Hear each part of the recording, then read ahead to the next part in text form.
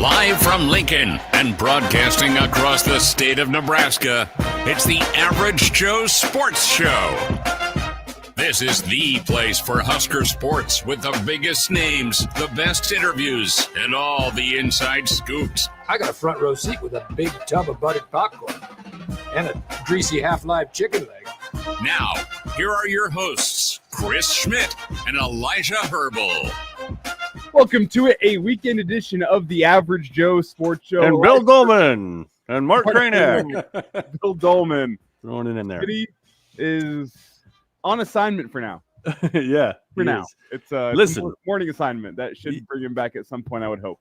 I love how Chris just models his life after the things that Matt Rhule emphasizes, in this case, recovery, right? Chris is just trying to get himself right. We're only 5 days away from the season opener. Mm-hmm. Yeah. He's in an ice bath right now. Major shrinkage. Here we go.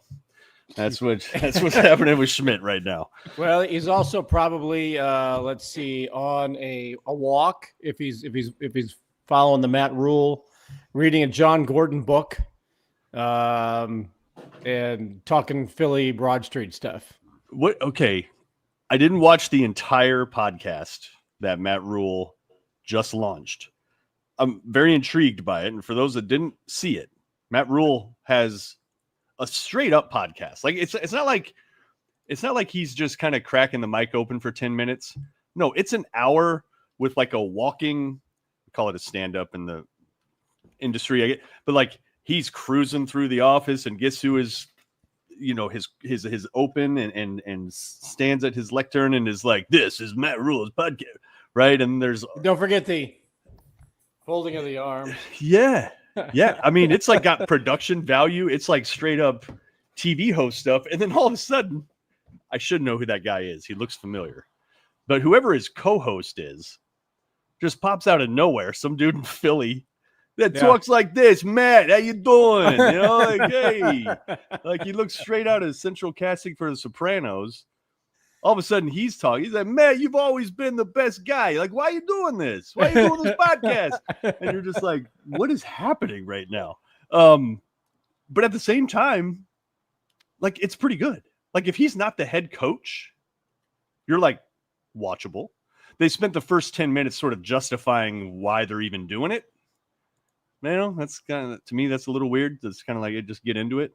But I don't know how to feel about that. Like, some people are like, he's the head coach, season's starting. He shouldn't be doing that, right? Why is he spending his time on a podcast versus, I don't know, coaching the team when they're not in practice? Like, do y'all have a problem with him doing it? To me, it's sort of an innovative thing that really nobody else is doing. Why not let him get a shot? Here's what I said yesterday on the show. The guy likes his staff. He likes he likes the head coach of his offense. He likes the head coach of his defense. He likes the head coach of his special teams. He's not going to go out golfing like Hugh Freeze or Lincoln Riley, apparently. And the dude likes to talk, and he's good at it. All that production stuff that they do with the football program and his little walk and talk 2-minute thing. And he even said he does one for each of his recruits too. So that guy's just walking everywhere, talking for 2 minutes at a time. It's all about recruiting. It's all about brand promotion. It's all about marketing. Look, that's his thing. Talking's his thing, and he's good at it. So he's given Nebraska fans reason to tune into him, to hear him, to get behind the scenes, dig into their wallet maybe a little bit when the time comes. Look, it's his deal. Coach Osborne wrote books, probably not every day for an hour, but if he was bad at it, I think it's a bad idea. Yeah. Right. But the guy is made for the microphone. Yeah. He's made for the microphone, and he's a great ambassador for Nebraska football and everything else Troy Dannon wants him to sell. And the reality is this in college football, like with the way the calendar is right now, you always have to be recruiting. Yeah. And this to me feels like something for the parents of the recruits out there who Nebraska's talking to them. And oh, hey, by the way, if you want a little deep dive into who I am, what our program is all about, you can go check out my podcast. Go take a listen to that, Mom and Dad, 100%, and see what you think about that. And it adds a little something to the fans. You get a little behind the scenes with the head coach once a week throughout the season. So there's a little something in there for them. It's that CEO nature that the head coach in college football has to encompass now. He is being that CEO. Little update for the fans once a week, little update for the recruits. And I'm sure there's also something for current parents of players as well that they can go in and tune into a podcast and hear from the head coach. He's not just, and in modern college football, you're not just the head coach of the 105 guys on your team. You're also the ambassador of a brand to a state, to parents, to everything. And this is that, I think, opportunity for him to be that brand ambassador, that CEO of what Husker football is in a forward-facing way that everyone can go and check out. It's followed a trend that you see in business, right? Where CEOs, plenty of CEOs have their podcasts. Some of them should not. You're just like, right. Just get back to crunching numbers. Like, what are you doing? Some coaches should not. I mean, look, Ryan Day's a great head football coach. He does not come across as an engaging big room personality. He might be great around the card table or something, but if you're going to talk to the masses, you got to be good at it. And I don't know how long Rhule's going to coach, but whenever that chapter is over with, if he still has some time and wants to do it, you could see him sitting with Pat McAfee. You could see him on a game day or a big noon set. There's no question about it that he could do that kind of stuff, right? And he would be better. Look, I think Urban Meyer's insightful.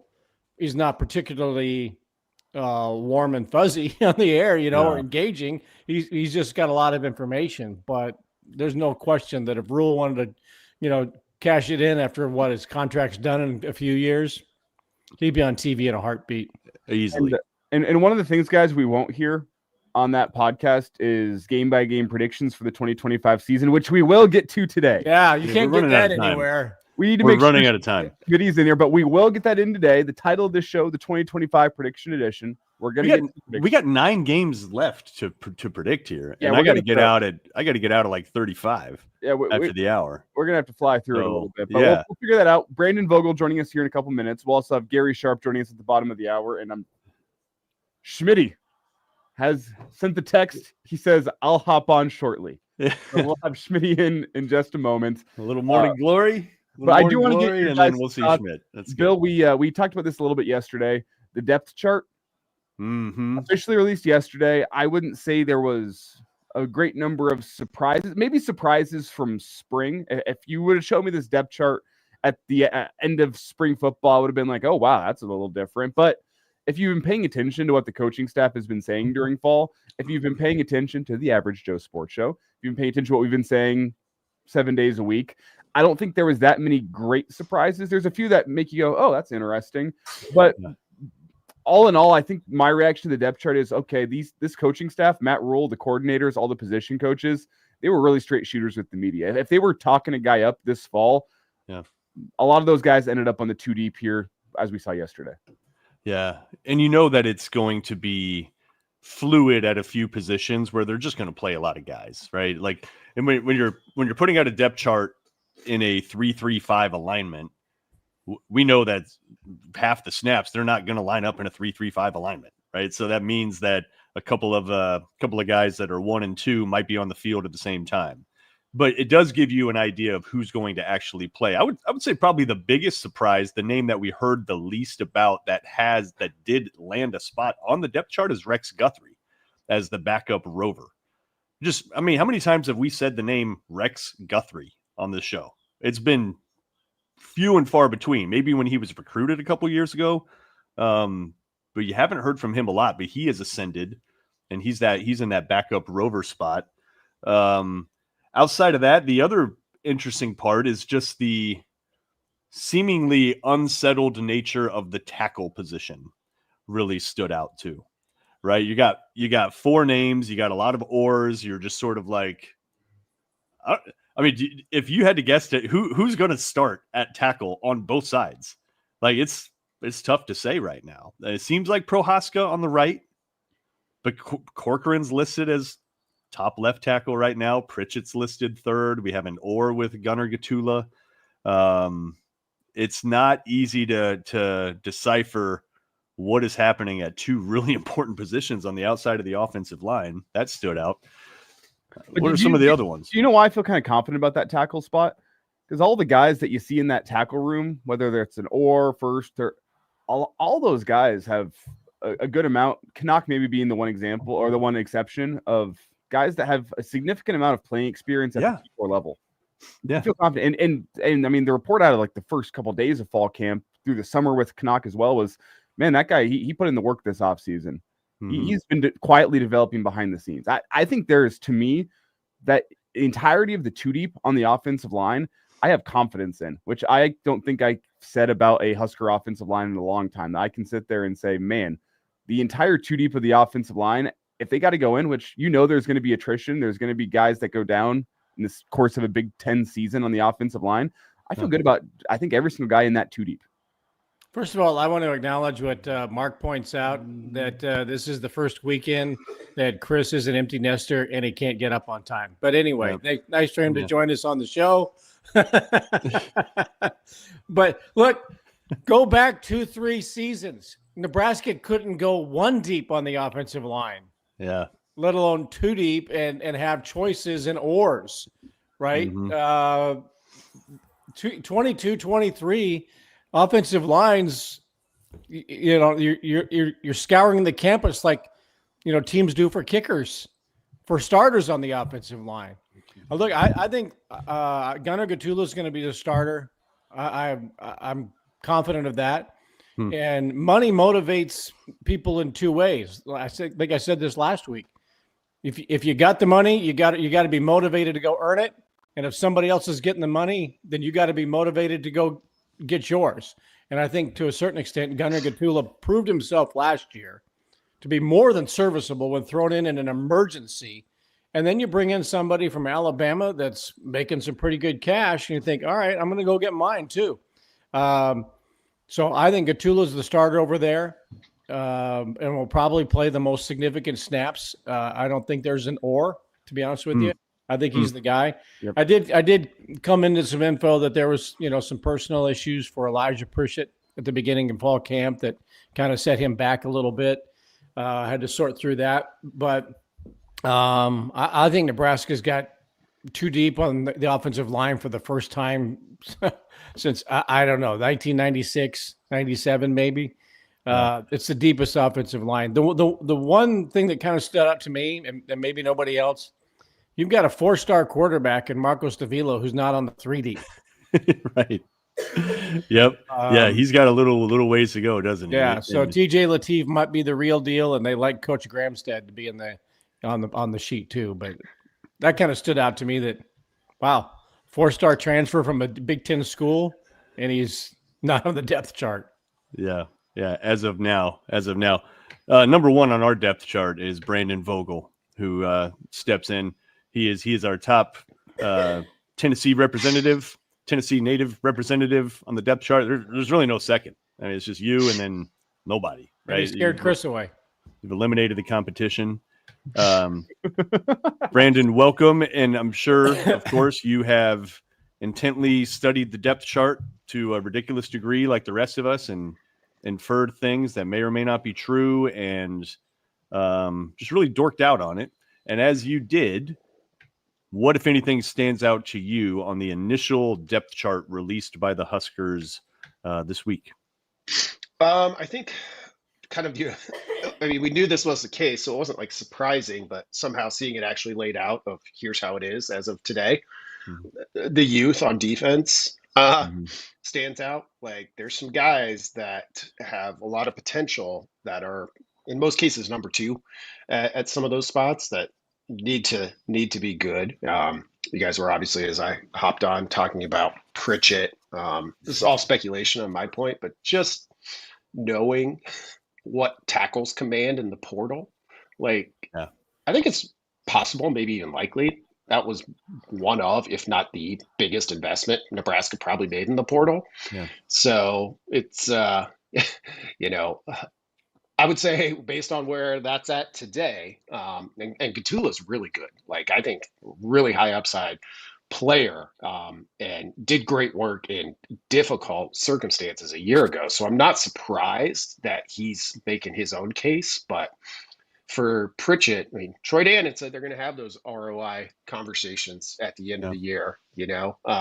So that's one where that was probably the biggest one for me, where I was just like, something is not quite going to plan there yet. Still time, but not yet. Yeah, and as I look at that, I do think two things. I think one, you have Elijah Pritchett here because he's a 5-star out of high school for a reason. He's playing at Bama for a reason. He's got that kind of athletic potential, athletic profile you look at as being a guy that can go be a first-team all-conference offensive tackle, that future first-round draft pick. But I think it's Matt Rhule setting the tone in fall camp, saying just because you're the highest-paid offensive lineman or just because you're the gem that we brought in the offensive line out of the portal doesn't mean we're guaranteeing you playing time. You're a guy that's got to go out and earn it. And we are going to make sure that the competition rules all in this football program. It's kind of sending a message. Like I don't think Pritchett's here unless they still think that he can be a really, really good offensive lineman for you. You got to set the tone and say, hey, you got to go out and earn your playing time. You got to earn your keep. And we're going to roll with the guys that we think give us the best chance to win at Arrowhead Stadium. Could that change throughout the season? Maybe. Could Pritchett earn his value by the time next season rolls around? Potentially. Maybe just need some more time to learn how this program works. But it's absolutely, to me, Matt Rhule setting the tone for this football team here in 2025 and saying, if you want to play, you got to go earn it. Yeah, that's well put. Much more succinct than I was. Well, and it reminds me, I remember Sue, right? Like everybody knows Sue as the legend, best defensive lineman in the history of college football type of guy. But as a freshman and sophomore, dude was kind of a loose cannon, not necessarily super dependable. Maybe wasn't in the best shape. He still got playing time, but he had some stuff to learn and he had some stuff to figure out for himself about consistency, about discipline, about all those things. He got the message, and Bo Pelini and Carl Pelini got through to him, and then look what happened. The thing with Pritchett, he's on the – I think there are 3 guys that are on that physical freak list for Nebraska, right? It's Desan McCullough. Just human beings are not built like that guy, right? Outside of like power forwards in the NBA. Williams Nwaneri is another one. And then you just got to put Pritchett right there too. They're just built different than everybody else on the team. 2 of those guys landed kind of starter positions, right? Pritchett did not. I would say maybe that's one of the other things because we had not heard a ton about Nwaneri, and it's sort of heard kind of similar things of just, he's got to figure it out. He's got to get the most out of his potential and on and on. But lo and behold, he is your starter on one of those defensive line positions. That's a good sign for Nebraska with somebody of that physical, 6'7", 265, I think is what he's listed at. Yeah, I would agree. It's almost the direct flip side of the Pritchett situation because I'm with you, Mark. Kind of early in fall camp, I was like, oh, maybe, maybe reduce expectations here in the short term based on what we're hearing. So that was a bit of a surprise yesterday too. Yeah. How about Kenneth Williams being one of the top listed kick returner, if I'm not mistaken, or one of the 2? Who is that? I'm serious. That was the one name on there where I'm like, who? Kenneth Williams. Does anybody know where he's from and what he's all about? No, I had a similar response, and then I was like, oh, but it's kick return, which has basically been legislated out of the game. So that spot. I mean, Mosey is there because I think they were but the 2 of them or all 3 of them were, and then Barney was top at punt return. But yeah, kick return, like. In with the way the rules are now, if you get anything out of kick return, like it's kind of the ultimate bonus. Is kind of how I approach it. Yeah, I don't even know why kick return is even in the game anymore. Just every year it seems like there's some wacky rule that if you kick it to the left side hash marks inside the 20, then you get to choose which hash mark you want on the 25. Just if you want to get rid of it, just get rid of it. People will adjust, give everybody the ball at the 25-yard line because that's the way it seems to be anymore.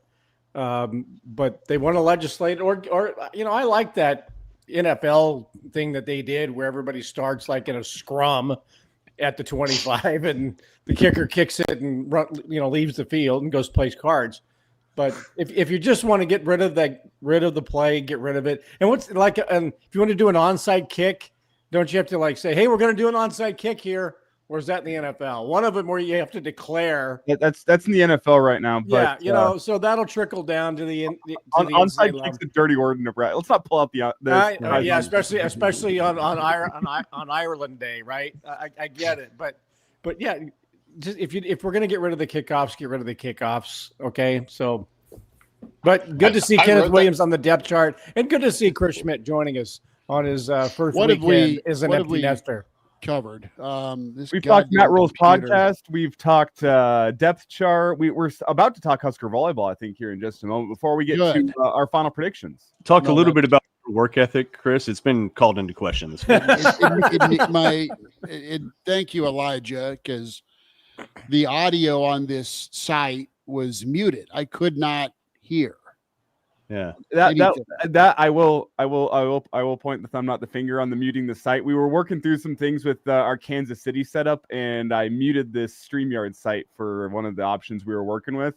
And it hit me as Schmidt was going through all these issues. I'm like, ooh, I don't think I ever changed that back. So I'll hand up. I'm pointing the thumb, not the finger. I'm happy to be joining y'all. Vogues, how we doing, man? Thanks for first of all, we want to thank Elijah for his service. Yeah. It's not you, it's us, Elijah. How about old Babcock? We're fans of the Babcocks, obviously, but the Pittsburgh Babcock last night, my God, that gal was incredible, and Nebraska was any relation to Aaron or Mike? I don't know. I'm guessing. Yes, of course, both. But Husker volleyball last night, I kind of got to watching, the second set where they just dismantled them, and Nebraska looked incredible. And then, the fourth set or the third set was Pitt, and then fourth set Nebraska was able to get it handled at the end. But what a good test early to get things going for this squad. But they look unbeatable at times, Vogues. Yeah, at some point during that 25-14 massacre in the second set, I was like, this team might lose 10 sets all year. And then they lost the next one. So now I've downgraded them to maybe 15 sets all year. But I think they're still they've got so many options. And players coming off the bench, they looked really, really tough. And that was against, now the ABCA preseason rankings tend to be a lot of carryover from where teams finished the last season. But still, Pitt, has been a good program for a handful of years now. And that was still, based on what we knew now, the number 3 team in the country. And Nebraska made it look pretty easy for the most part. Fair to say that that middle is the strength. Right. I mean, if you had to pick one, there's a lot of them. Right. And I think in sort of any element that you would pick for Nebraska volleyball would be most teams' strengths. But that combination of Alec and Jackson, throw Landfair, right? That's ridiculous. I mean, you sort of hope that you have one middle in volleyball, and my goodness, they can just come at you in waves and combine for 24 blocks or something like that yesterday between those three. Yeah, I do think it's their best foot forward right now for sure. I mean, Jackson was really good a year ago, and you could kind of see what was coming with her. But I would think, based on what we've seen, it's still early, Alec has elevated her game too. And I mean, she's been in the program for a couple of years, but I think she's taken a step from where she was at. And she was pretty good prior to this. And if that ends up being the case, it's one of those, we can look at all the recruiting wins Nebraska had and the roster additions, but having a player like that, a veteran player in her last season, kind of reach a new level is the rich get richer, I guess is the best way to put it. And just real quick, Jackson the equivalent, like in hoops, reminds me of almost like a stretch 5, where you're just like, you usually don't get that athleticism in the middle. I mean, she could probably play on the outside too. Yeah, she probably could. I would agree. She's their best player. I know Harper's got her image on Love Library, which I didn't know where it was until I saw it beamed her image on Love Library. What? You didn't know where the library was? No. It wasn't exactly an academician. Maybe I teach over there, but look, you think I went to the library when I was in college? Okay, the wall where they projected that, it's Love Library South, the south end. Okay. They had the stacks in there. Is my favorite study spot on all of campus, because who actually, like, in today's day and age, goes to the library where all the books are? They go to like the computer side of things. That's where all the books were. You go study there. It was nice and quiet. You had all your study resources around right there. What is this study you speak of? Yeah. Nowadays, ask ChatGPT, and that's all I know is that Devaney used to drive underneath the Love Library Bridge, but whatever. So Andy Jackson's their best player. Harper Murray gets all the pub and the hype, and she deserves it. But Andy Jackson Rebecca Alec, I think, is fantastic. Bergen Riley, have said it many times, the best setter in Nebraska history, but Andy Jackson, nobody else in the country has an Andy Jackson. And she'll be the one that'll be an Olympian before any of them, I think. Watching her play she's one of the greats of all time at Nebraska, that's for sure. That was a hell of a show last night. I was down at the arena. I felt bad for I don't even know who played the second match. Stanford in Florida. I mean, they looked like they were playing the JV game after the varsity game because the place just cleaned out. Yeah. And I get, look, it was a national television broadcast, so Nebraska's in that slot because that's when they wanted Nebraska on national television.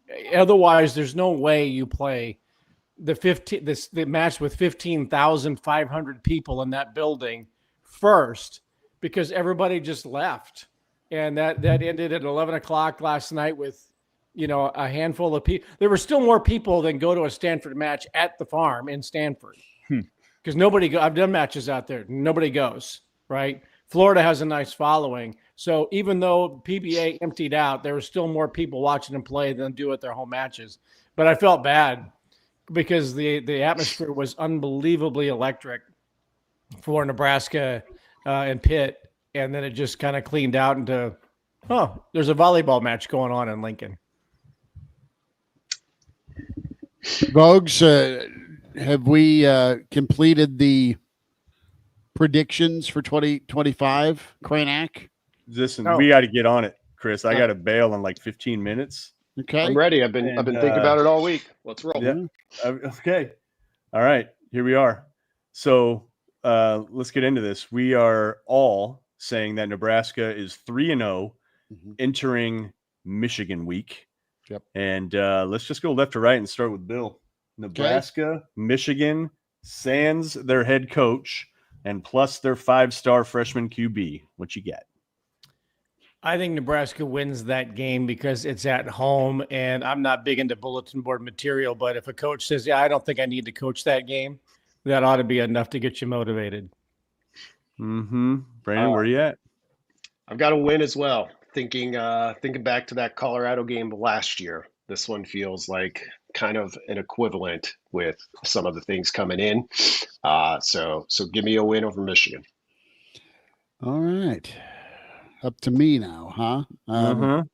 I like the atmosphere. I think Memorial Stadium will aid and abet in a landmark victory for Nebraska. And I think it is going to be Nebraska's offensive line that is the story after Michigan, not necessarily Michigan's offensive line. And I think Nebraska hangs on and gets one. So give me Nebraska a win over Michigan. Okay. Elijah? This is the game to me that comes down to Nebraska playing fundamental football. Michigan's going to be a defensive first team, I think. They have a little bit more talent at the quarterback position. We'll see if Underwood is the guy by then or not, but I think he will be. It's going to come down to Michigan. They're a defense first team. They need to win the turnover battle. I could say the same about Nebraska. I do think Nebraska's made some strides in that regard. I think a very raucous Husker crowd with the national eye of college football on Lincoln, Nebraska will really help that, and I think Nebraska gets it done. Okay. I don't like that we're all in agreement here. Yeah, well, I got to see it first. Mm-hmm. I want Nebraska to. I think it's a pretty even matchup. In this setting, Nebraska has just come up empty time and time and time and time and time again. Until I see it, I can't pick it. I can't pick it. I just no, I got to see it. I got to see it. And so, and I don't like the fact that Michigan is going to have played Oklahoma just prior. So they will have already played at that level, at that upper end Power 5 level. Nebraska will not have at that point. So I think Michigan's a little bit more conditioned and ready for that kind of battle than Nebraska is. And you look at how young Nebraska is across the depth chart that was just released.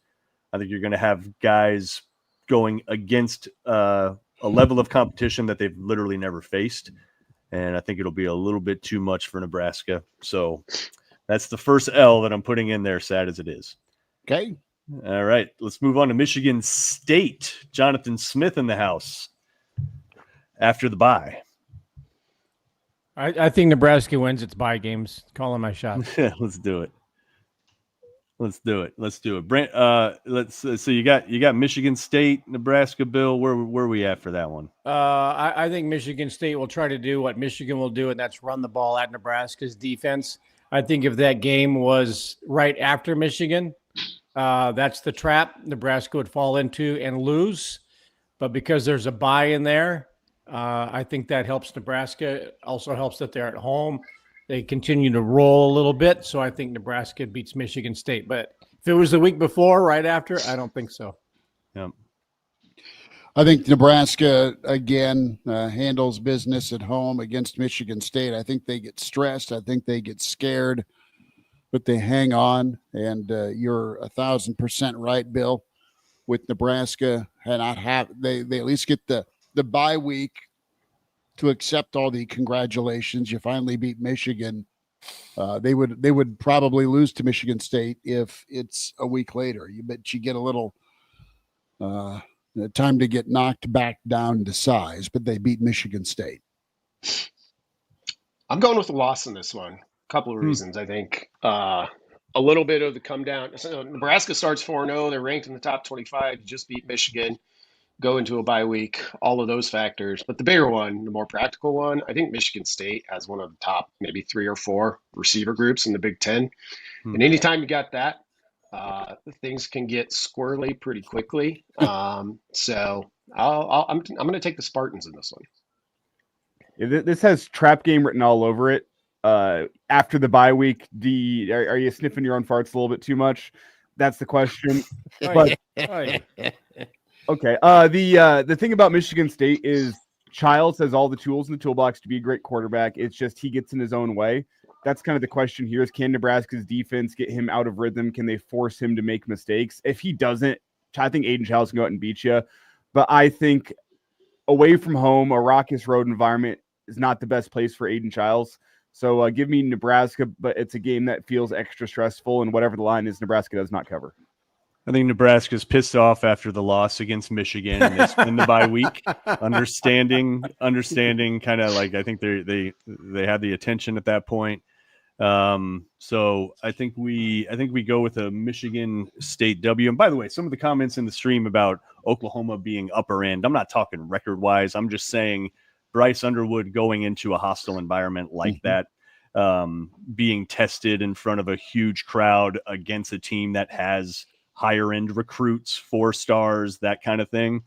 That's more what I'm talking about. If Underwood's first exposure to that was Lincoln, I think I'm taking Nebraska. But having faced that already, I think he'll adapt, and I don't think the crowd will be too much for him after having played in a similar environment the week prior. All right, let's check out Maryland. Bill, what we got for that one on the road in front of 15,000? Yeah, if they can stay awake, I think Nebraska wins. Okay, all right, we'll get that one. Brandon? Yeah, I've got a win too, but this game's going to be annoying. Matt Rhule has talked about this trip kind of an odd amount to me during the the preseason lead up, starting with Big Ten Media Days, and Maryland's always uber athletic. So on paper, this looks like one you could just chalk up, and I do think Nebraska gets the win, but I think it's not going to be fun. That's a good way of putting it. Crab cakes in football, Loxley's last stand, Nebraska on Peacock. Nebraska survives. Maybe they win by a touchdown or a little more, but they get it handled and win. Nebraska with an escape from College Park.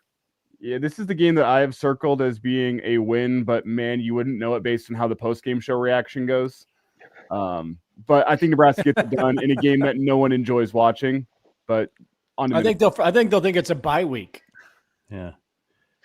Yeah, Nebraska's first true road game, which is pretty crazy that it happens that late in the year. So I think that alone will just cause a few issues probably early, but I think Nebraska just overall more talented, overall better coached, and comes out with the W there. So then we go to Minnesota, where PJ Fleck has owned the Huskers. Last win was 2018 with Frost against Fleck and company. And so you're on the road at an underrated environment against a straight up, although he's weird, a well-coached Minnesota team.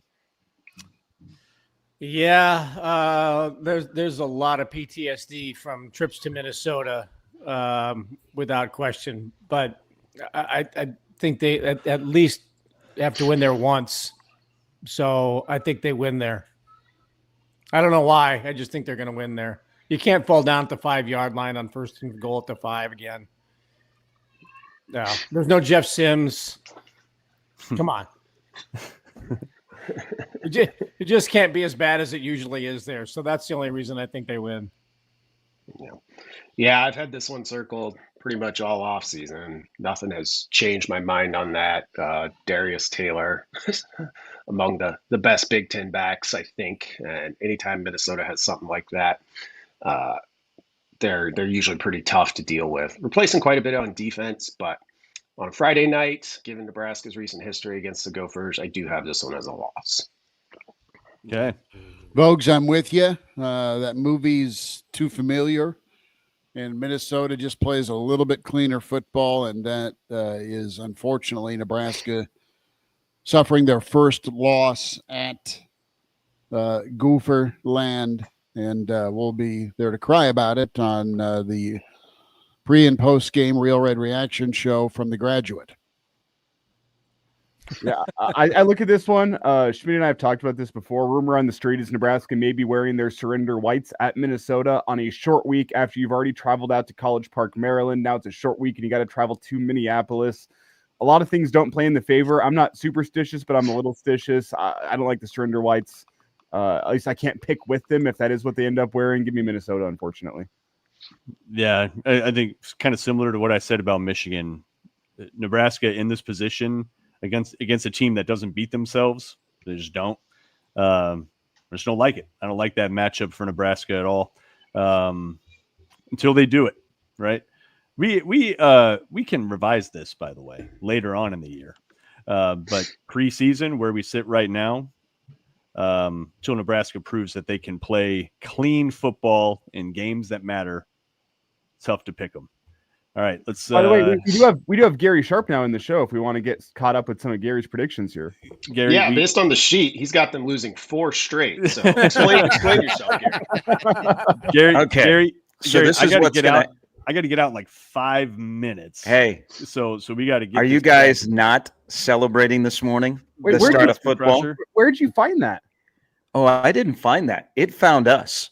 Yeah, the Cornhusker Crusher, the new cross strain official craft beer. It is. It is. So if you're familiar with the cross strain, like Orange Sharpie, you're Cabana, drinking beer at 8:30 in the morning. I'm proud of you. God bless you. We have college football today. Of course he is. It's college football. We're bubbling in Dublin today. All right. No, we. I know Doug and the crew at Cross Strain.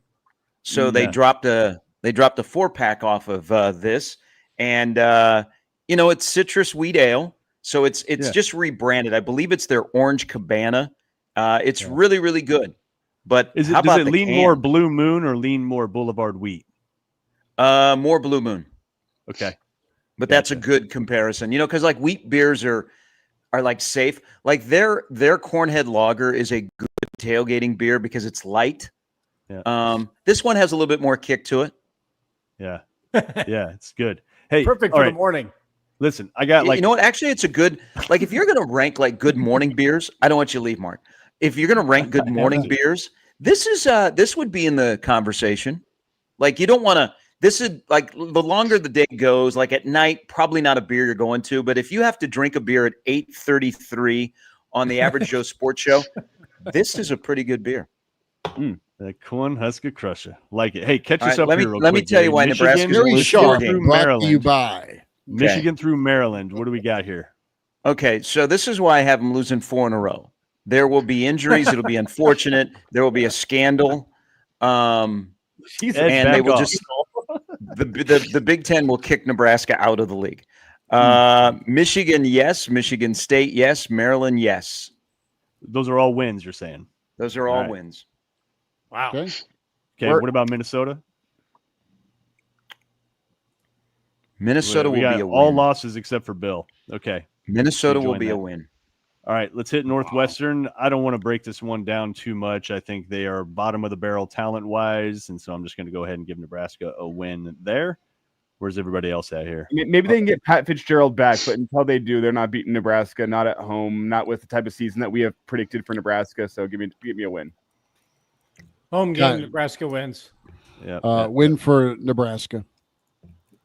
Coming off loss at Minnesota, W. Okay, Gary. Win. All right. USC night game in the all blacks, the alt uniforms. Not for sure a night game, but that's the thought. Yeah. And they're going to debut the all black uniforms. Where are we at on USC? Glad I missed that conversation last week. I think it's. I think Nebraska does what it does whenever they do an homage to the black shirts, and unless they're playing the Scorpions all night, blacked out, it's a loss. Wide receivers at USC scare me. Staying consistent with what I said about Michigan State. I've got a loss here as well. I think USC is in a mess by then, and they're fighting for their lives. And Nebraska gets better as the season goes on. They learned a lesson from Minnesota. Give me Nebraska to win over USC at home. I am also at a USC win. I think a night game in November at Memorial Stadium. Crowd's going to be jumping. Probably cold weather. Can USC throw the ball around the yard like they want to? I'm not convinced. So give me a Nebraska win. This is where the schedule scares me because Nebraska last 2 years is 1-7. To make the jump that we think Nebraska can do, they have to break a lot of streaks, guys. They have to be anti-previous Nebraska. And November really, really worries me because Rhule is 1-7 and Nebraska as a program of late. That month to remember hasn't been good. I think that's where their first loss is USC. Okay. I'm going to take I think by this point, I'm with Schmidt. I think some of the shotgun wedding recruiting that they have done, by then, if they face some tough times, I'm not sure that USC is going to have the sort of stamina and camaraderie that you need to go into an environment like this. And I think Nebraska pulls out a signature victory finally because all things are kind of pointing in Nebraska's favor. In terms of the type of team that's coming in and the atmosphere that you're going to see. And so I think Nebraska gets a huge W there. All right, we got to rapid fire these last three, y'all, because I got to get out in like 2 minutes.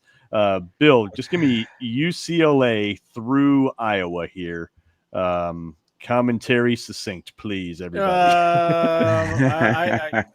I'm not a fan of the UCLA game, but I think they bounce back with a win, a loss, and Nebraska beats Iowa 13-10 with a game-winning field goal as the time expires. Yep. Brandon? Win in front of about 30,000 at UCLA. Win at Penn State. Whoa. Matt Rhule has done it before, coming off of a bye week. I think that's their big shot. Loss at home against Iowa. Buzzkill. Dude. Yeah. Subscriptions went You're up, playing with and my then they went emotions. down. You're playing with my Yeah. emotions. Yeah. Where are we at, Chris? Give me a loss at UCLA, a loss at Penn State, and a win against Iowa. Okay, Elijah. Win at UCLA, but not in a game that anyone feels good about. A loss at Penn State, but very close. That's like your walk-off field goal type of game. And then a demoralizing loss against Iowa at the end of the season. Ugh. Limping I am down the stretch. I am one of the only people in here. I'm buying stock in that Iowa offense this year. Okay, Gary. Win at UCLA, good bounce back from USC. A close loss at Penn State, and then lose to Iowa. Oof. Okay. Give me a W at UCLA. I just don't think there is. They have quite enough depth. Penn State, I think that one could get a little ugly, especially if it's at night. Iowa, Nebraska's been so dang close, and it feels like they've closed the gap special teams wise, closed the gap offensive line wise. I think they are finally able to pull it out and get a W there. So let's see what we got. Everyone here. is at 9 except for Brandon, who is at 8, and Bill, who's at 10. All right. Look at that. We can talk ourselves into That's 9 funny. wins every single year, Right. can't we, fellas? Hey, Can't we? don't you guys think by now of all the, and we're just grinding to Thursday, that if you say 8-4, you're a coward? Like people are like, hey, be bold, be 7-5 or 9-3 or 10-2. Brandon, We're 8-4, like eight wins in the regular season, 5 of those in the conference. I would consider a successful season. But people are like, are you sure at 8-4? Brandon, before we get you out, your response to being called a coward. Yeah, it's going to be that's- Peaky Blinders response. He's going to grab his razor from his shoe and start stabbing. That's fair. I am kind of a coward. I like to sit on the fat part of the bell curve. But I did put some thought into this. So one notable thing about this 8-4 combination, Nebraska does not lose consecutive games. When's the last time that happened? I don't know. I would have to go back and look it up. But it's been a while. You've got a win over Michigan. 2023. You've got a win over Penn State. It's good. That's good. You've also got a couple of losses there. Michigan State, certainly in that category. Maybe Iowa again, depending on where they are, and if Nebraska were to beat Penn State, certainly then losing to Iowa at that point at 8-3, they're ranked in the college football playoff top 25. They're playing Iowa to like bolster their case. So you would end on a pretty tough note. But I think overall, that's kind of where I'm at with this 2025 season. Is I expect it to be a step forward. I expect it to show potential of what could have been a bigger step forward. But not to fast forward, but like I think it really sets up the following year, which should be should be the year based on like the sophomore class that they have. If they can just take a little step, like it sets it up for kind of then you're playing for playoff for sure going into 2026. Mark, any final words before you get out? Just that Steven saying Kraynak, the negative Nelly. I got to 9 wins. Yeah. I got to 9 wins, just like everybody else. I think it was neutral Nelly. Maybe call me that. But Godspeed, fellas. All right, we'll check in a little bit. Class Sounds of good, 2026, 31 needs to get to practice. Okay, appreciate it. See you, Kraynak. Love it. There he is, Mr. Mark Kraynak. But Brandon's reasoning is spot on. Like I've looked at this year, if Nebraska can make it pop, and I mean we're all on the train. I mean, there's so many good vibes, and you feel good about the guy that's running the program, and he's getting tattoos, and he's got a podcast, and he's walking and talking with every average Joe and Jane that lives in Harvard, Nebraska.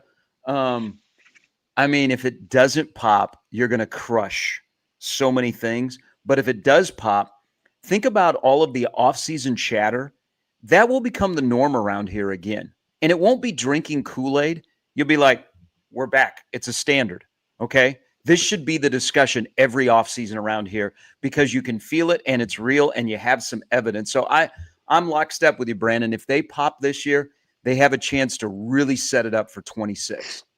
But don't you think it has to be a minimum 9-win season?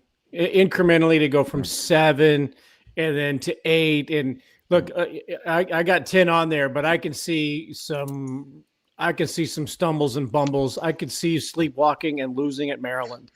Nebraska's got those games that they put them on, the Peacock games. I can remember a few years ago, when Callahan took his team to Wake Forest.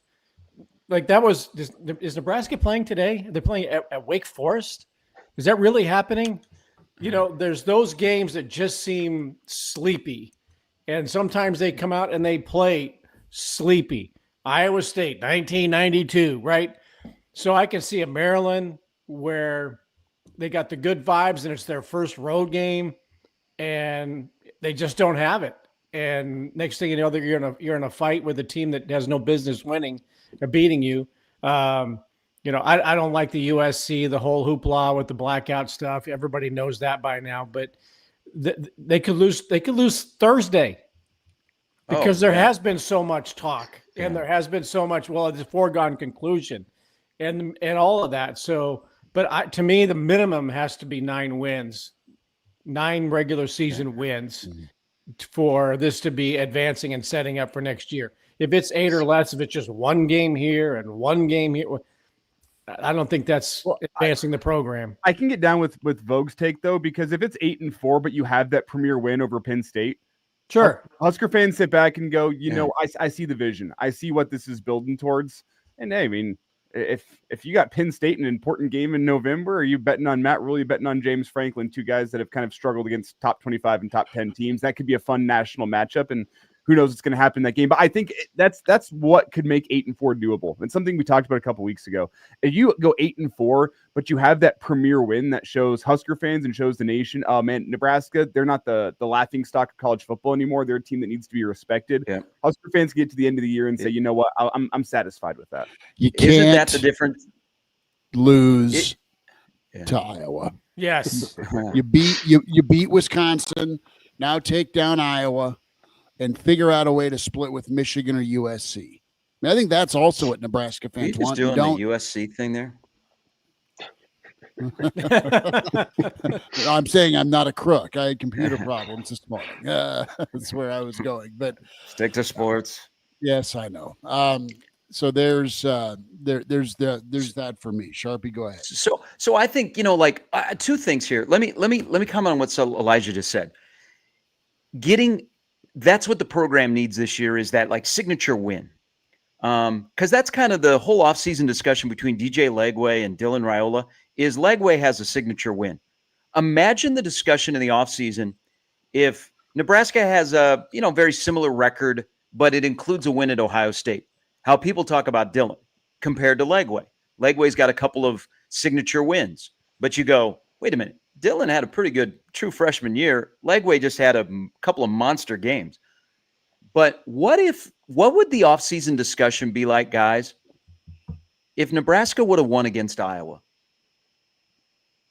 A lot more momentum. You're not the hype train would have been speeding a little bit quicker. That's my take. Vogue's final thought before you pop out, partner. Thanks again for this morning. I think that's a good way to put it, Gary. That it would have changed things. I think it would have, you beat Iowa, you go to a better bowl game, maybe you even lose the bowl game.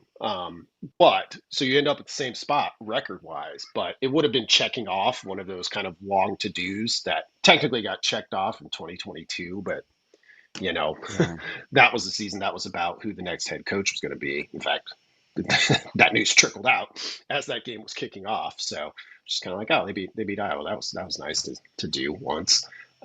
So it's interesting, that signature win piece of it.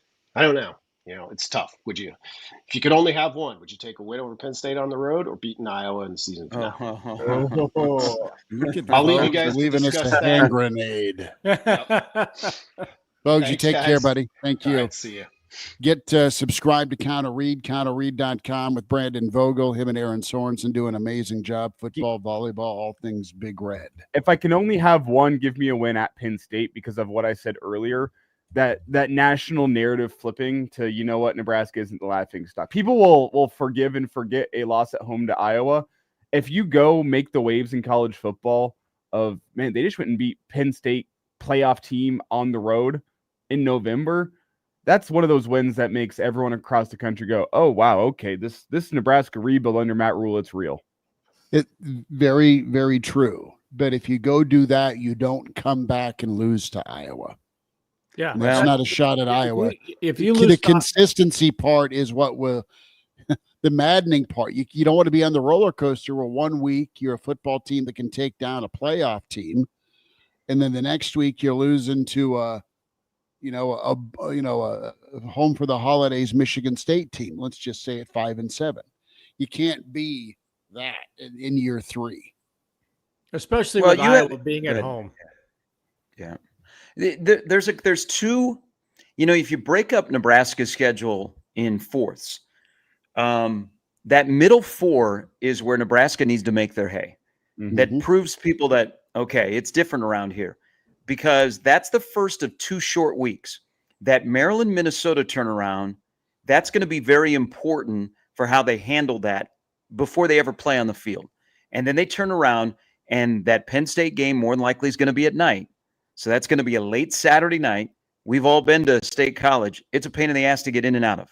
Okay. Now, granted, you'd be flying on a charter plane and you would have a police escort to the airport, but that game wouldn't begin until 7:30 out there. Then you turn around on a short week off a very emotional game, and you play another emotional game at home against Iowa on a short week with what could be on the line. So there's like a lot of things logistically that Nebraska has to navigate. They start the year in an unfamiliar place. There's one guy on the staff that has actually played or coached a game in Arrowhead. Well, I guess Rhule, but there was, that was during COVID. So logistically, they have to manage the season. And then there's also the part of playing football. But if you break it up into 4s, like, I think that middle 4 is pretty important. Like, you feel like, man, if we can get through 3-1 at least, then that middle 4, if we do work, now all of a sudden we're 7-1, and we got those last 4 games in a month that hasn't been kind to us. Well, with the roster, Gary, that is the youngest in the Big Ten. I mean, we've talked a lot about all the freshmen and sophomores on there. One of the hallmarks of a young football team is the up and down roller coaster nature of how things go, where you get too high on yourself and you get too low on yourself. Who are the guys that you're circling as leaders on this football team that need to steady the ship? The guys that can take a young team and make them play like an old team with that leadership from the front, that leadership from the top? That's a good question. We don't really know yet. Yeah. I mean, there's in key spots, there's guys that's their first time that have been frontline guys. I think you will see the offensive linemen. I think this will be an offensive lineman leadership group, because they got some hard asses there. They got some guys that, man, they're sick and tired of losing. They've worked hard to get back on the field. They're ready to play. I think they want to be the identity of this roster. But Elijah, you're right. They've got some young guys. But I think when we say young guys, there at least are young guys that have played a little bit of football. What they haven't done is they haven't been the first man up. And we're going to find out Thursday night how they handle that. And then, the guys behind them need to play some football. So it's kind of an interesting – Nebraska needs to – and that Thursday night game, do not overlook that game. I mean, that's – I'm starting to get worried about that game and it's not about Cincinnati, it's about Nebraska. Then you've got 2 games at home where you're going to open up with a team that has won 11 games in the last 7 years, okay, in Akron. They can't go to a bowl game. That is one of the worst teams in college football. Then you play an FCS team. But it's your opportunity to build depth behind those frontline guys. So they got to stay healthy all year. They got to make progress as the season goes along. But I think you're going to find the Rocco Spindlers of the world. Those are going to be the guys that are going to have a loud voice if things start to go south. And then I think there's also some guys on this roster that are vocal, but we don't know it yet. But if you go back and you listen to teammates talk, or you listen to them talk, or you see some videos of the offseason, you'll be like, okay, that guy looks like a leader. And then the final thought, guys, I know I'm a little long-winded here. If you're a single-digit guy, you need to play and act like it. Okay, you were given that number because you're considered tough, not because you're considered a leader. It's because you're considered one of the toughest guys on the roster. You need to act and play like that. Nope, that's spot on with you got to match what you have kind of preached all off season and then you've been given this special designation. You have to absolutely manage it, and your teammates. Sharpie, what do you think about? And Bill and me and Elijah talked about this yesterday on the Friday average, Joe. But do you have a knee jerk at all to the depth chart at all? Not really. Nothing really surprised me, Yeah. because I will tell you, Teddy Prohaska's had a great camp. Mhm. I mean, he's had a really, really good camp, and everything is, can Teddy play in bubble wrap? You know, if he can make it through the year. But he is determined in his final year of college football to not just be a backup. He wants to be a starter. Other than that, nothing really surprised me. We all know what Pritchett is going through. Elijah Judy being listed ahead of Van Poppel was a little bit of a surprise, but they're both they're both going to play. I think the depth chart, there are spots where there is an or, but both those guys are going to play at the same time. You know, so nothing really surprised me. You know, I've been high on Latif. I think Latif has made strides, and the quarterback spot is in a good position for a while. I started to think about making my list of who's going to be in the portal. You know, you got a running back, and a quarterback that I think are going to be prime candidates to be in the portal. But no, nothing was really a surprise. You know, I will be very curious to see how they handle Watson Trent and V9 playing. Like in situational, who's on the field like on third down? Who's on the field when it's 1st and 10 and you know that Cincinnati's going to run the ball? That's what I'll be curious about. Well, as I saw some of the oars defensively, some of them felt package based. Like I think we'll probably see Marion Linhart on the field at the same time. I think we'll see Watson, Trent, and Shavers in the field at the same time. I was only kind of a little surprised that we didn't have an or with Judy and Van Poppel, because I think you'll see them on the field at the same time, depending on situation. Like defensively, I think a lot of that rotation, a lot of the oars, and a lot of the two deep is just going to come down to situationally. Offensively, I mean, I think you could say the same about the tight end position with the or next to Carter Nelson and Heinrich Harburg. That's probably a situational thing. Like, I'm with you, Gary. There wasn't much that I looked at and went, oh, wow, I never saw this one coming. If you would have shown me in spring, maybe. But from what we heard during fall camp, I think you're going to have rotation defensively. And I don't think there's anything that's shocking in terms of who ended up on the two deep. And that might be more important defensively than who's the one, who's the two. Because I think you're probably going to have 20-plus guys in that defense that are playing snaps. Let's talk a little bit about the defensive front for a second, fellas. And one thing Rhule talked about with his presser yesterday was the different types of fronts you can have and you'll face. He was very direct about just what you're dealing with Cincinnati. So I like that test early for Nebraska's offensive line, especially with the Godfather in there. Flipping it around, he talked about Nebraska's defensive line, how they're designed to be a little bit smaller and quicker. I like, small, quick defensive lines versus they're way too big and they can't move laterally or north and south. So it doesn't matter about their size and strength. Mm-hmm. So you need some athleticism. Are you worried about Nebraska's different look defensive line being effective? They may not have the size or the strength compared to the two big hosses from last year, but man, they can get it done a different way, and that's just beat you to the punch, Rich Glover style. I think that's the attack, right, that Nebraska will use this year. Yeah, isn't it? Like if you looked at the weights, and Nebraska, like the defensive ends are large, like they're big. We went through a stretch of they like guys that are like 240 to 250, kind of sleek but quick. Mm-hmm. Now we got some guys that are quick, but you're pushing 265, 270 on the outside. I wonder if we're going to get away from the 320, 310 defensive tackle, and at 290 we don't bat an eye because they're going to be quicker.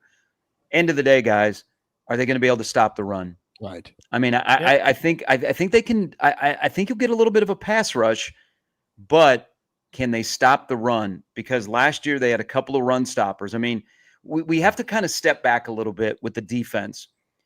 You are replacing, and whatever you feel about Tony White for 2 years had a defense that did not crater, okay? And now you're putting in a new defensive coordinator who's got a lot of familiarity and a lot of respect, but it's still new. And you're replacing two guys that are on NFL rosters right now. So is it just going to happen overnight? And I think Van Poppel's got a chance to match Robinson, and I like Riley. They have to get good quick. Yeah. I think they will be good by the end of the year, but Nebraska can't afford to have them go, hey, when you get to the Rose Bowl, hey, all right, nice job. They actually need them by the third or fourth series at Arrowhead on Thursday night to be like good, not be leaky. So that would be my concern there. But I think that's a great observation about getting smaller but quicker, because I think it's the style you want to play. And I think that's what Butler wants to play. How much will Butler dial up? How much in the opening game will Butler put on film of the blitz packages or the non-blitz packages that Nebraska will run this season? Look at the schedule too. I mean, where is a smaller but quicker defensive line going to give you problems in your schedule? Maybe against Cincinnati, for sure, Michigan, Minnesota, possibly Iowa. Oh, Penn State. Yeah. Well, they're two running backs. You're going to find out what Nebraska's defensive line is going to be like in the Michigan game. Cincinnati's going to come out and try to run the ball, because I think everybody's looking at Nebraska's overall depth chart and roster going, okay, where's the vulnerability?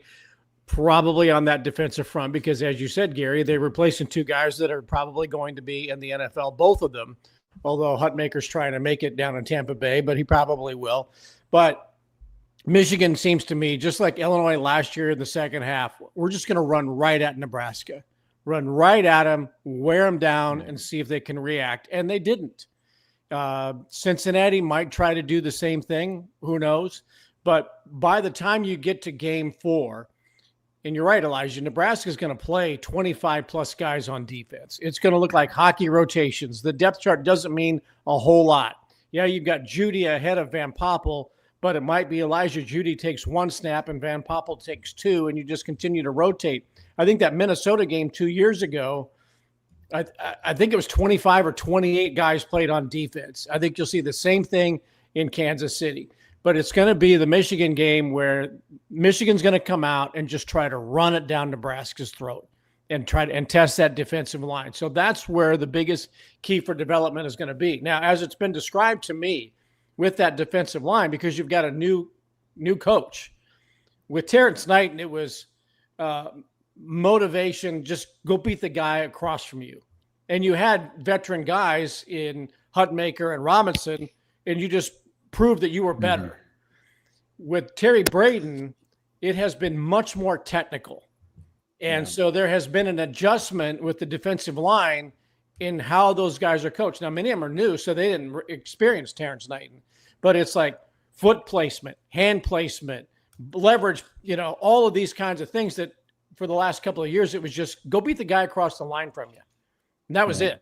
That was the game plan for the defensive line, and they did that. But now it's getting into the intricacies of football and technical, and that's been an adjustment in camp. Yeah. They have to start passing those grades by the time Michigan comes to town. I'm interested in the run support from the jack position, and beyond McCullough, because he's played a lot of football and he's played off ball, and I know they're trying to get him more towards the quarterback. Concern. I mean, Ochoa is a great story, guy who loves football, that is a pass rusher.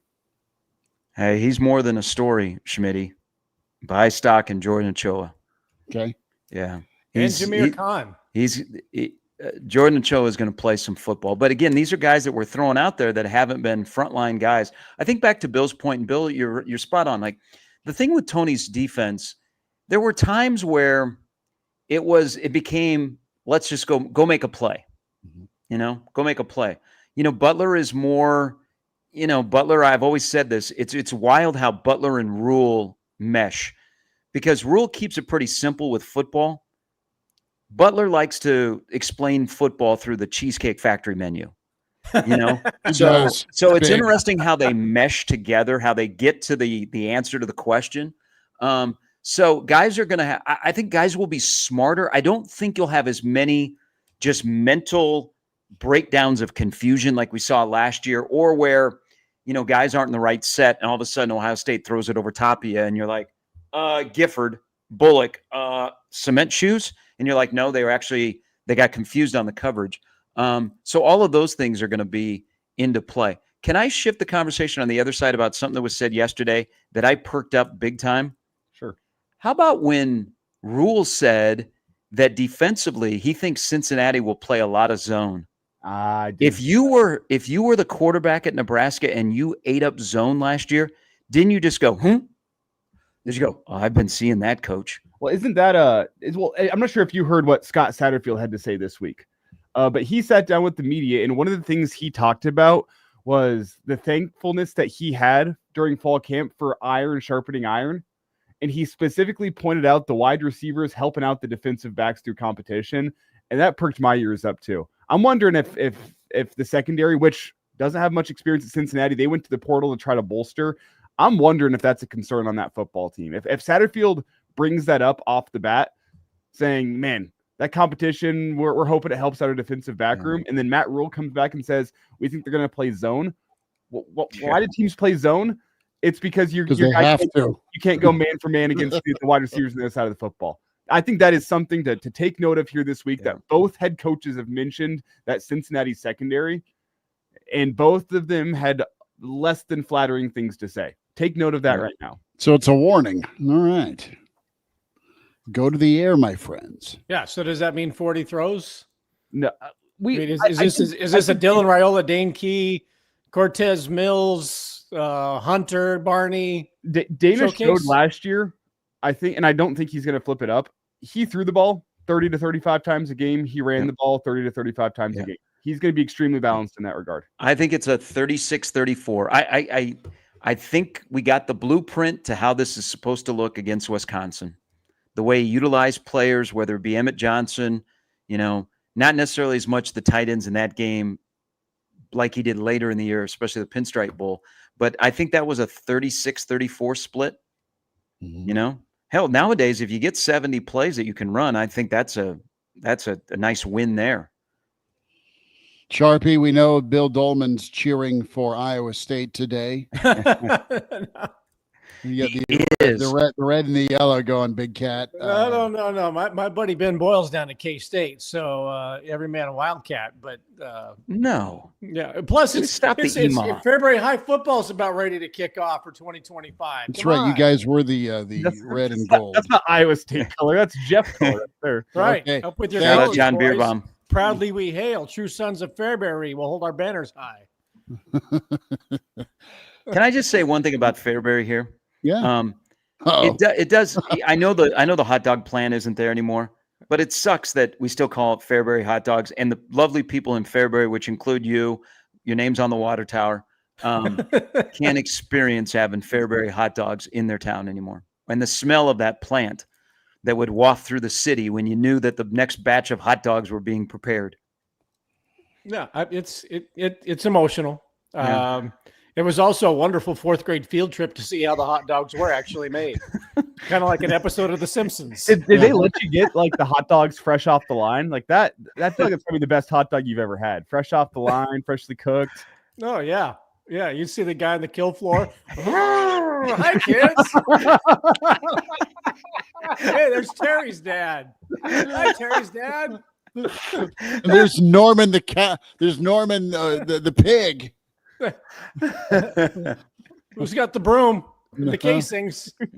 Let's see how the hot dogs are made. Yeah, they do use everything, Bill. Hey, it is the bacon factory capital of the world too. So every now and then the town does smell like bacon. So God, can you imagine a bad thing? Imagine if Rotella's moved to Fairbury. Like that bread smell at Rotella's is a banger. Yeah. Uncle Mark used to live by the Rotella's joint, and that was. You probably gained weight. You just walked outside and you went, and you put on 10 pounds. Who wins today in Ireland? You going K-State or Iowa State? Well, first of all, we get to watch Gabe Ervin play today. Oh, yeah. 3rd down and 2. Ervin slips into the game. Let me first pose this question to you. Let's be jealous for a little bit before Nebraska rights the ship.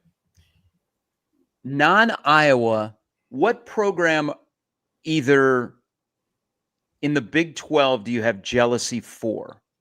Like you guys, you would like, you know what? It's been rough around here. I'd take what they're doing Well, before we get the ship righted here. I'll say Colorado. Just kidding. I'd say Arizona State. I mean, for them to go out of nowhere, we'll see if they can maintain. But I mean, Dillingham's an Oregon assistant that grabbed some guys that you used to play in the Big Ten. I mean, he kind of hodgepodged it, and they got hot. Scadaboo was kind of a nice find and a wonderful story.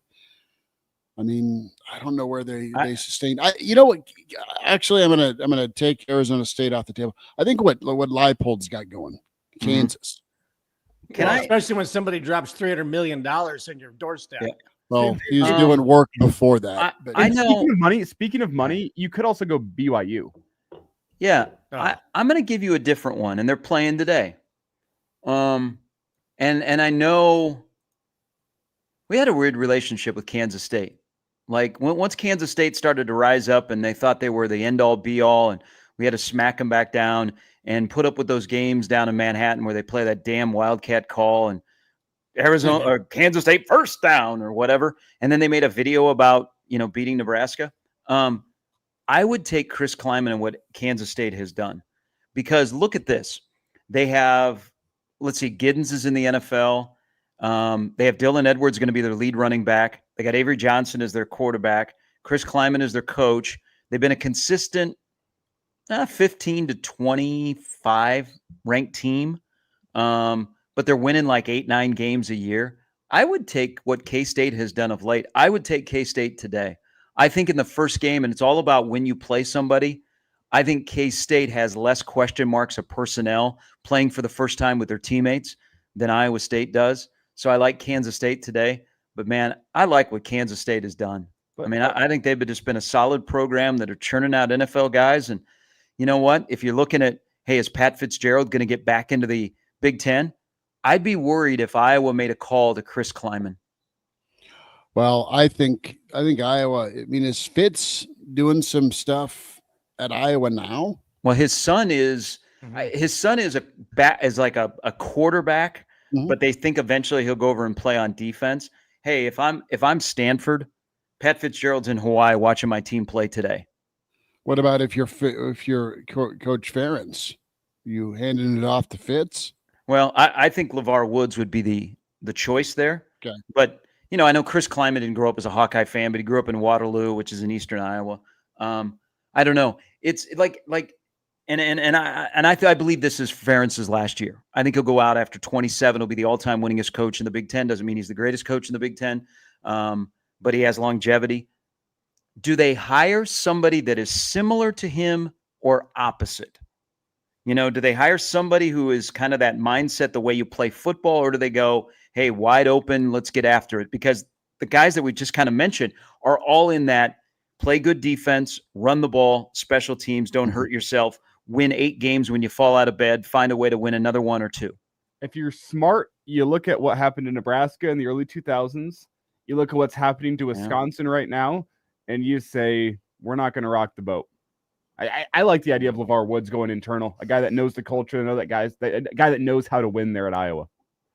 But it's all going to come down to how much support does he have in the AD's chair or, the administration. Frank didn't have that at Nebraska, clearly. Yeah. I mean, I think it's smart to go internal there because they have been the same program for so long, and you want to maintain that. And I think she has been there now a little bit. She made a really good basketball hire. I think Ben McCollum's going to be a problem in the Big Ten. I think she's navigated some things. She pushed kind of Fran out. She said, hey, nepotism isn't going to live here at Iowa anymore. We got to move forward. Let me introduce you to a guy named Tim Lester. I think their next hire will be a really good hire. I'm impressed by Beth Getz. I think she, compared to Gary Barta, I think she's a dream for that role at that school. But it's going to be, you think about like the Big Ten is going to be in a little bit of a transition. Like as we inch closer to the SEC and the Big Ten becoming power conferences, who's playing and who's not playing? Because when you think one school is not playing, they turn around and they pay their athletic director at Rutgers nearly $2 million. And you're like, whoa, what's going on? That's why it's a scary year for like a Maryland and a Purdue, who, if you had to press me and you had to say you got to pick two teams that might not win a game in the conference, I would say those two teams.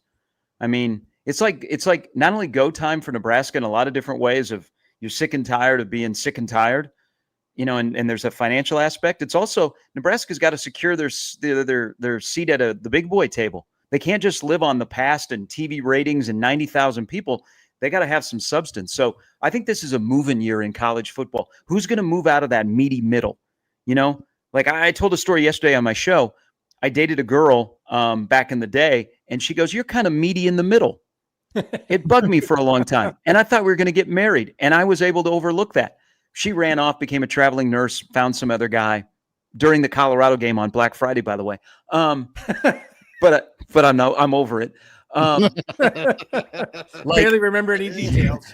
Like I look at the Big Ten as the meaty middle. Like who's going to break out of the meaty middle this year and establish themselves above the middle and stay there? It's the age-old question, right? Where's Nebraska in this Big Ten neighborhood? Is Michigan going to fall back to it? Is Illinois and Iowa and SC and Washington and Indiana? I mean, it's a crowded neighborhood, and it's a good neighborhood with the talent. But right now, Nebraska's got to beat some of those teams.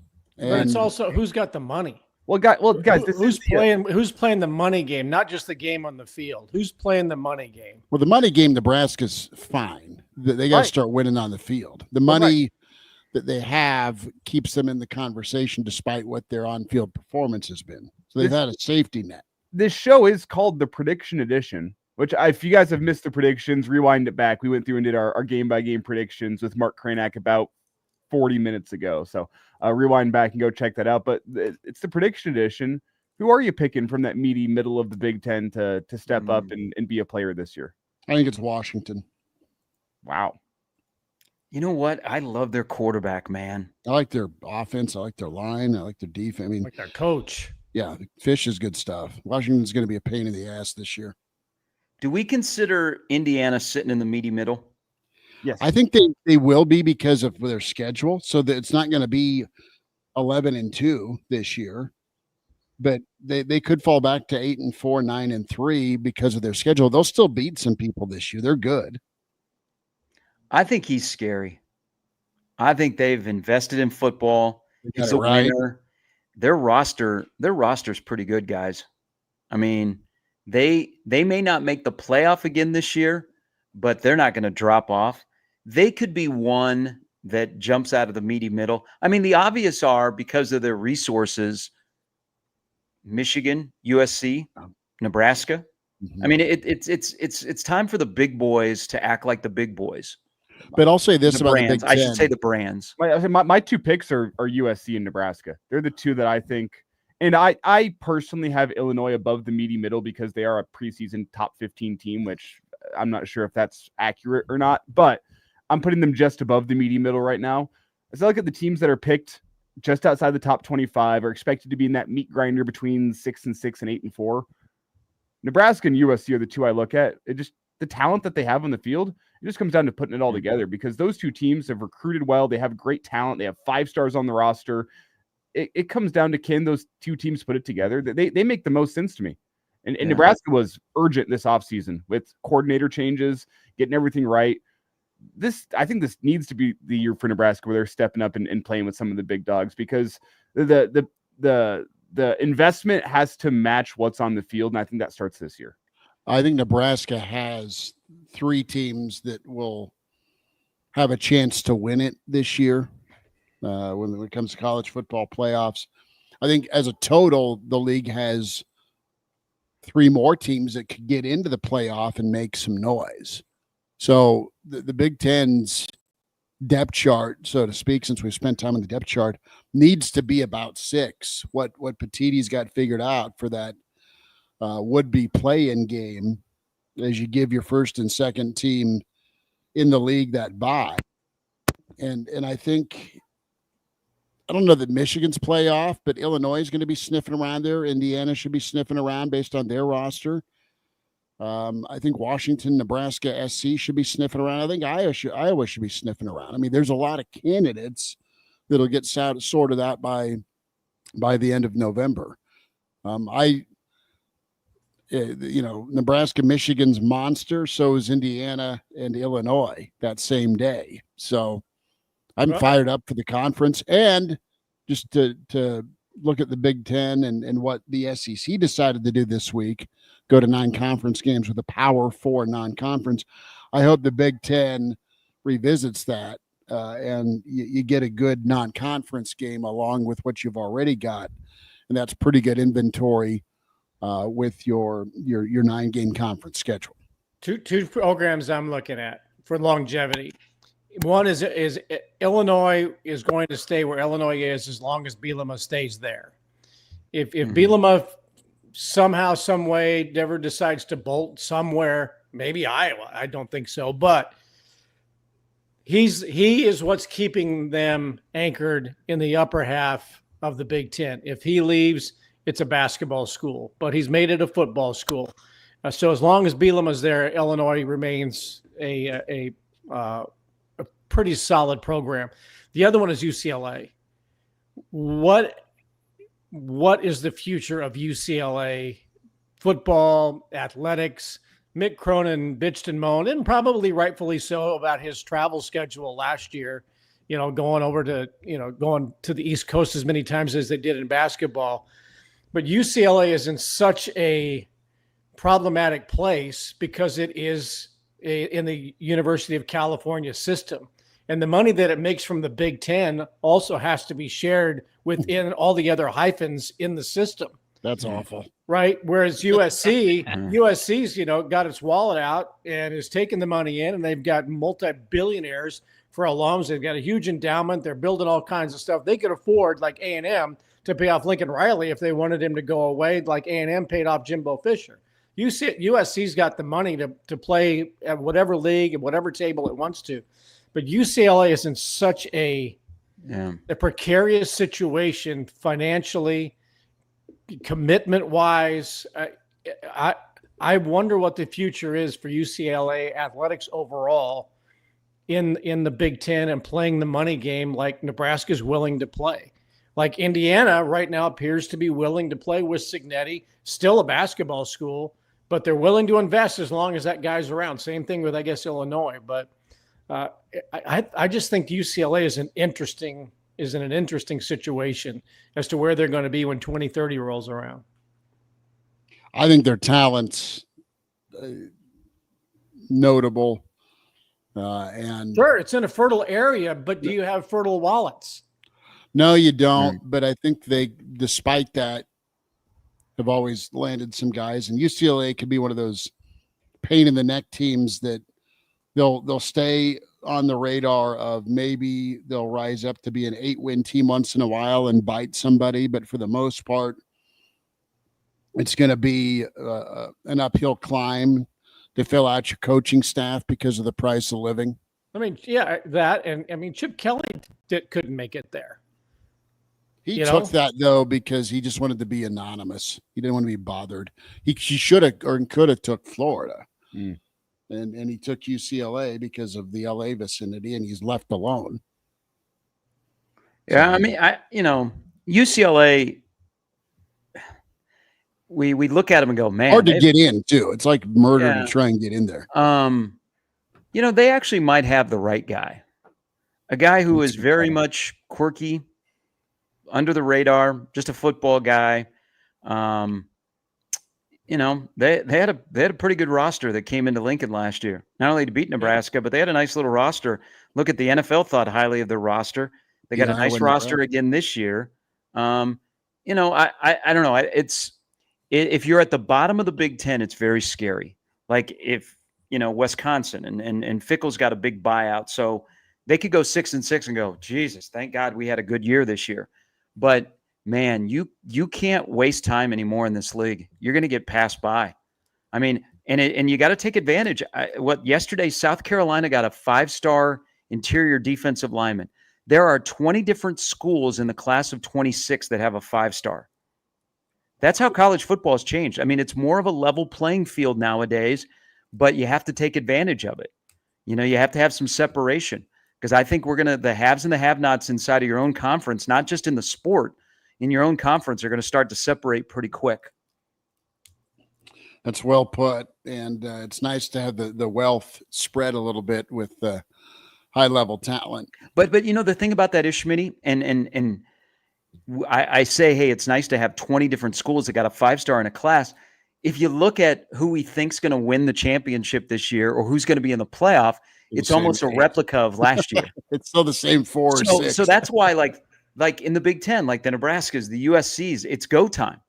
You know, it's new faces that have a chance to break through. Because if you looked at the usuals over the last decade that have won national championships, who's your prime candidate to break through and join that party? Texas? Well, let's dive into our Final Four while we're just making a prediction Saturday. Okay. I am ready for this. Elijah's like, yes. No, I think your breakthrough to win it. You have a couple of candidates, and they've not been strangers on the national scene, but it's Texas and it's Oregon. I think Oregon, despite the quarterback question, may nudge out Ohio State for the regular season conference again. I'm torn on if Ohio State has as much talent now at quarterback as they did a year ago. And I know Sayan's supposed to be incredible, but you had a really good distributor last year with the quarterback you brought in. So an incredible talent. Can I say, with Ohio State, I'm not worried about the offense and the quarterback. I'm worried about the front 7 and the loss of their defensive coordinator. Okay. All right. That's good. So I think I'm going to go Oregon, Texas, Clemson.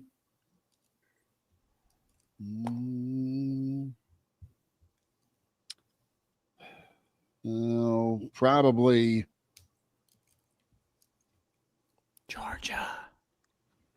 Georgia, possibly. Who was their quarterback against Notre Dame last year? That's going to be their starter this year. Gunnar Stockton. Yeah, I'm not buying Stockton on him. Going Oregon, Texas, Clemson, Notre Dame. Nicely job, Elijah. Thank you. By the way, but if Georgia has a Georgia Southern type name at quarterback, don't they usually win? Stetson, Gunner. Does he have 3 names? No. No, not one of those John David. Not one of those John David Booty Halls. It's tough to see a quarterback named Gunnar Stockton winning a national championship, regardless of the talent around him. Whenever I think of the name Gunnar Stockton and the talent around him, I head out to the San Fernando Valley on the West Coast. When we're talking about how names sound.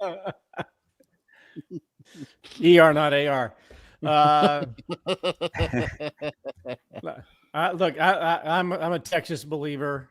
I think Georgia on the outside looking in may not rely on Gunnar Stockton, but I think that they will reload on defense. I think not making the finals last year for Georgia probably has put motivation back in Kirby Smart, and that program re-elevates itself. If not, this might be the beginning of the slide for Georgia back down to where Alabama is right now. You know, it's not automatic that we're thinking, well, it's going to be Alabama. Those days are over. And Georgia, if they don't get back in there this year, they may slide a little bit. So I would look for them to be motivated to get back into a Final Four, semifinal type capacity. So Georgia is one, Texas is another. I do like Dan Lanning an awful lot. I think he's a great motivator. So I would say Oregon. I waffle on Clemson a little bit. They are loaded on defense, and they're really good at quarterback. Yeah. That would be maybe the easy pick, and I guess so would Notre Dame. But I like Marcus Freeman too. They got to figure out what they're going to do at quarterback. But I do like Notre Dame. So Texas, Notre Dame, Georgia, and Oregon. I got Clemson as the 1 seed personally. Wow. I think they should be able to run through the ACC this year. And if you're undefeated through the ACC and you have a whole bunch of other teams with one loss, which I think is probably what this season looks like, probably give Clemson that 1 seed. So I got Clemson 1. I got Texas coming in at 2. I got Penn State at 3. And then give me, I can get down with Oregon as the 4th seed. The 3 teams that I've listed, Texas, Clemson, and Penn State, I think there's going to be a pretty good-sized gap between them and the rest of college football this year. The only question with Penn State to me is their coach. The question with Texas is can Arch Manning live up to the hype, which I think he can. And with Clemson, it's just, can they not drop a stupid game against some foe they're better than the ACC, because they should run through that conference. Last team to beat Clemson, or I should say last team to beat Georgia in Georgia. Anyone know? Probably Clemson. No, it was South Carolina. Ooh. Oh, yeah. That was the weird Will Muschamp. Blewett, the kicker. Yeah. Drove- Was that during COVID? No, that was before COVID, I think. Okay. They It was won Will like Muschamp, though, right? Was the head Yeah. coach at South Carolina? Yeah. If there is a team you guys are buying stock in to be that surprise team among the Final Four in the playoff, is it South Carolina? I think it's they're. a I hard mean, time. Sellers is awesome, but they're a lot like Illinois, where what's their consistency level like? What's their drop off like? I mean, right now we're talking about Oregon and Ohio State. Their South drop Carolina off will is lose to Vanderbilt or something. right. They're not impervious. So I really, really, really like what they have going up there. I'll say that. I love Stewart, their edge rusher. That dude is dominant, freak athlete, like future top 15 pick level. He's that good. my 2 dark horses for the playoff in the Big Ten, it's Washington and it's Iowa. Iowa's schedule Nebraska. Iowa's schedule not as easy as they usually get handed to by the league office, but their two toughest games are at home. I like my Final Four: Texas, Ohio State. I mean, how much of a drop off can there be at Ohio State when the 2 best players on the field on any given Saturday are Ohio State's Jeremiah Smith and Caleb Downs? I know. What about the running game though with the Buckeyes? That's my question. But we always wonder about that. And the next thing you know, they got an NFL guy.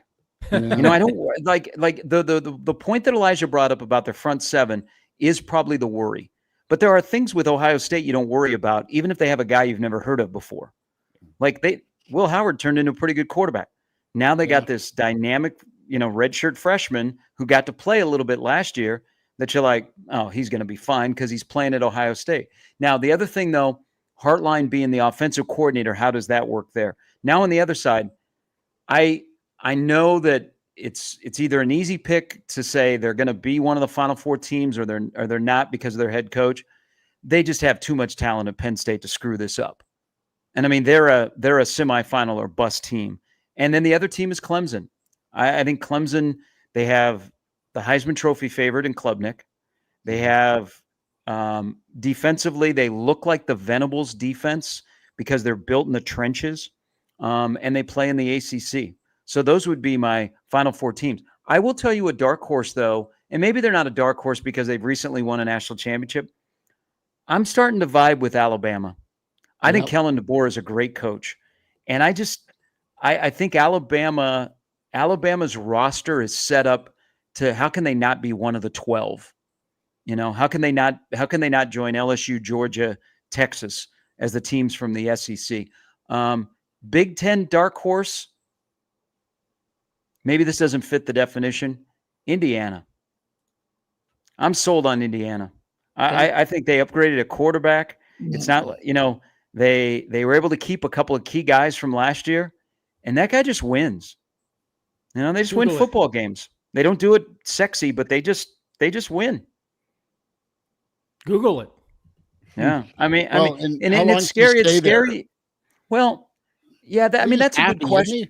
That's a good question. If they're investing in the football program, and he realizes that he can win there, and he can kind of run the whole show, and maybe the expectations are not Penn State like, why wouldn't you stay there? Yeah, but if he has another good year, and there's some shakeup at some major jobs, they'll come calling. Auburn.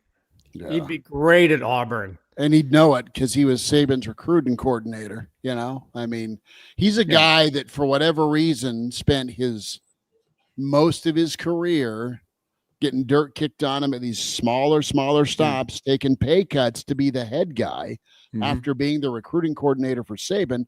Either he wasn't believed in or wasn't likable, one of the two, to get a better spot and a better gig. And he had to crawl his way up. He had to earn it. And James Madison, he killed people there. It was super talented. And Indiana, their AD said, this guy's for real. And he's been as good as advertised, and he's letting the world know about it. Yeah. Because Can you imagine him though at Auburn? He's the angry guy. No, he'd kill it at Auburn. My he'd be God, wonderful at Auburn. Of all the jobs where you'd go, where would it be a perfect fit? Because they're the little brother to Alabama, and if Alabama, I agree, Kalen DeBoer is a great coach, but there's a vulnerability with Alabama right now before DeBoer gets it going again. Not that Cignetti's leaving anytime soon, but if Alabama is a consistent 9-win team as opposed to a 13-win team, that's vulnerability for whoever goes to Auburn and can get it turned around and do a Bruce Pearl magic act and make them relevant in the big. They're just waiting to spend money on somebody that they all love and believe in. And not everybody loved and believed in Hugh Freeze when they hired him. There's a lot of crazy down at Auburn, especially with football. Yeah. Well, it's just like Texas A&M.